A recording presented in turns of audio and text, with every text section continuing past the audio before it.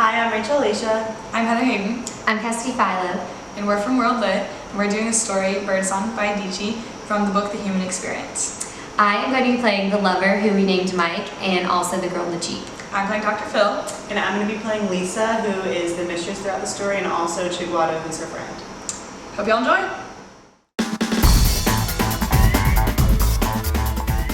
Good evening. I'm Dr. Phil, and tonight we'll be diving into the relationship problems between Mike and Lisa. Mike is a 45-year-old married man having an affair with Lisa. Let's take a look at some of their relationship problems. Did you see the way the waiter just looked at me? It's like he didn't even know I was here. You don't even know what you're talking about. Alright, I'm gonna go shower before dinner. Okay.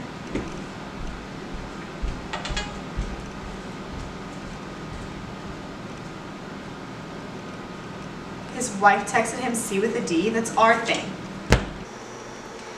I mean, in the beginning, I thought that he genuinely cared about me, and I was just being stupid and thought that, maybe he would leave his wife for me, but I just don't know anymore. She's always complaining about our situation. I told her she can leave whenever she wants, and now she won't even text me telling me what she wants to do. Will they make it? Everyone give a warm welcome to our first guest this evening, Mike. So Mike, I understand you're a married man, so what the hell are you doing with this other woman? Come on, Phil. I'm not saying that I don't love my wife, because I'm a happily married man. But how can you be with one woman for the rest of your life? It's easy to have feelings for multiple women at the same time. I don't feel that my actions are hurting my marriage. I'm still able to support my family and love my wife while fulfilling my needs somewhere else. How are you able to juggle both women without either of them finding out?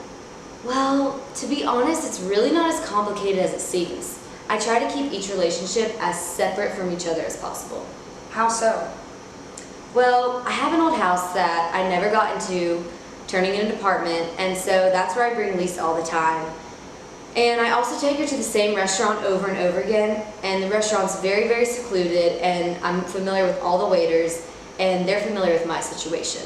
I even try and maintain the same inside jokes between both women so I never get it mixed up.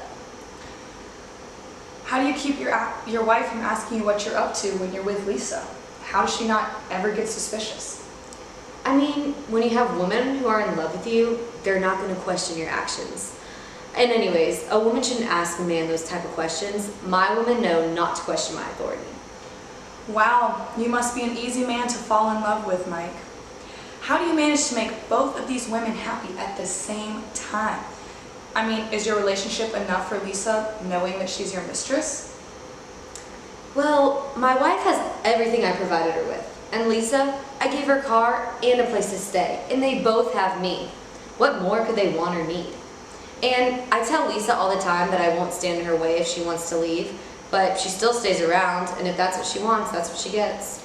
Do you think that Lisa would agree with what you're saying? Of course I would. Okay, well then let's bring her out. Come on out, Lisa. So, darling, what about this man made you stick around? He was a charmer.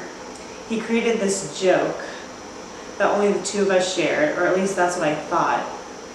He made a note to talk to me even when he was with his wife, an equally endearing and annoying quality. So tell me about this inside joke. Sounds like you found out something about him you didn't really like.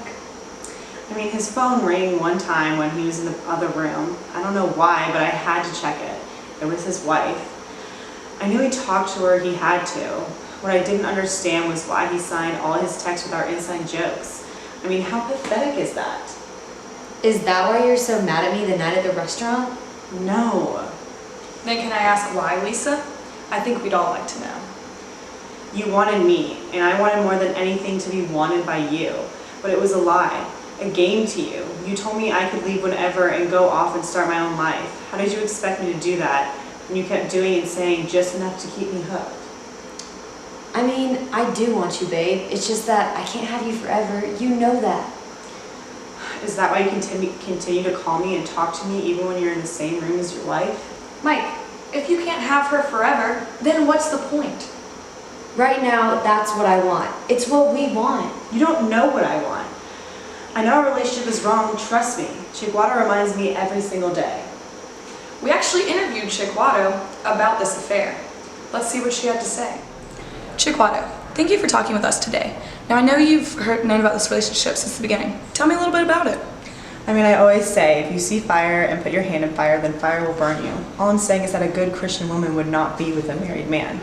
How can you be happy when you cannot have a life with the person you love, especially when they don't even love you back? So you're saying Mike doesn't love Lisa? No, he makes her believe he loves her, but he's just using her the way he uses all women.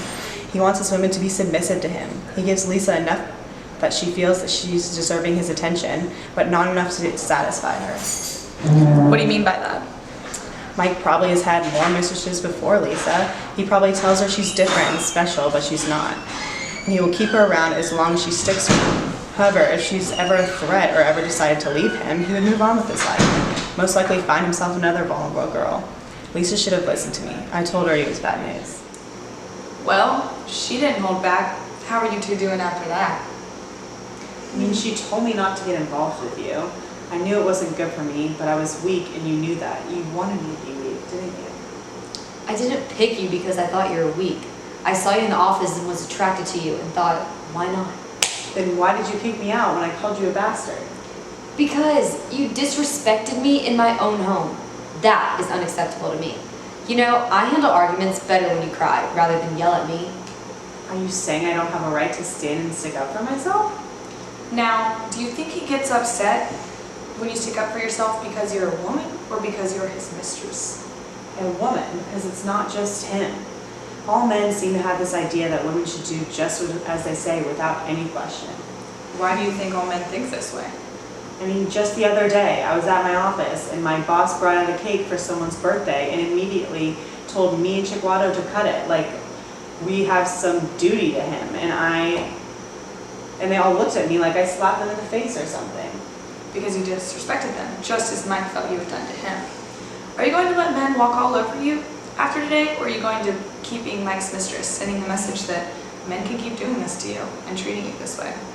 I'm done being your mistress. Mike, any last response? I've told you from the beginning, you can leave whenever you want to. All right, well, it looks like that's going to conclude today's episode. But we have one last video from a bystander in a Jeep who has some advice for you, Lisa. Let's take a look. Raindrop, drop top, smoking no cooking the hot pot. Fucking on your bitch, yeah, that. Can I help you? I hear you know our girl Lisa. What do you think about her? Well, when I saw her at the stoplight, she honestly looked really lost and sad and pathetic to me. She almost seemed like she wished she could be me. Well, she is in a relationship with a married man. Have any advice for her? I mean, if you're gonna be a side chick, then be confident in yourself. And if you're not gonna be confident, then leave. It was so good having you, Mike and Lisa, on the show. Don't really think y'all are gonna make it. Maybe you're doing the world a service. Catch me outside next week with a 12-year-old girl who thinks she's a gangster.